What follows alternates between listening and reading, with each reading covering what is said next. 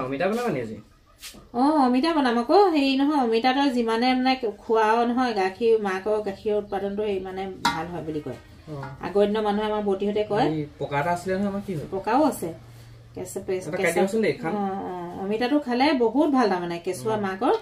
গাখীৰৰ কাৰণে একদম এইবোৰ অসমীয়া বস্তু অসমীয়া দৰৱ মানে দৰৱ আগৰ দিনৰ মানুহৰ ইমান দৰৱ নাছিলতো ডক্তৰৰ লগত কোনো হেৰিয়ে নাই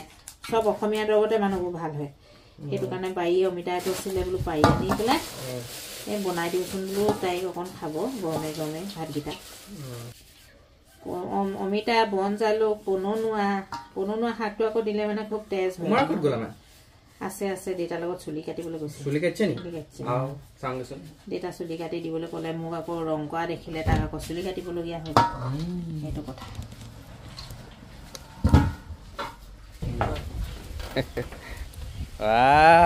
আমাৰ বেলেগ নাপিত দেখোন আজি নাপিত বেলেগ দেখোন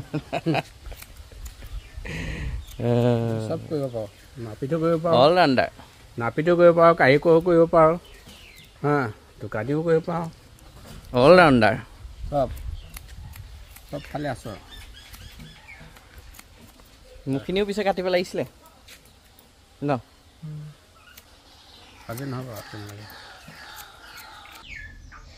ও হৰি হে প্ৰভু জনাৰ্দন সেৱা কৰি থাকিম প্ৰভু দুখানি চৰণ হৰি হে ৰাম নামে সাৰ ৰাম নামে কৰি আছে জগতকো ধাৰ হে ৰাম নামে সাৰ ও হৰি হে প্ৰভু জনাৰ্দন সেৱা কৰি থাকিম প্ৰভু দুখানি চৰণ হৰি হে ৰাম নামে সাৰ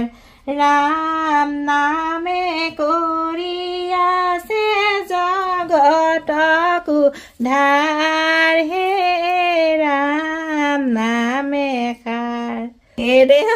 ভাতৰ চৰুটো ফূৰ্তি ফাৰ্তা কৰি আৰু কিবা কিবি এটা বনাই থাকো আৰু দেই নহ'লে আকৌ মনটো গুমুঠাগুমুঠকেনো কি বনাই থাকিবা ফূৰ্তি কৰি থাকিলে বস্তুটো হ'ল কামটোও হ'ল গানটোও হ'ল মনতো কিবা এটা ৰাখিলে সেইদে আৰু কৰি থাকো আৰু ঘৰতে আৰু সেইটোৱে মোৰ আনন্দ আৰু দেই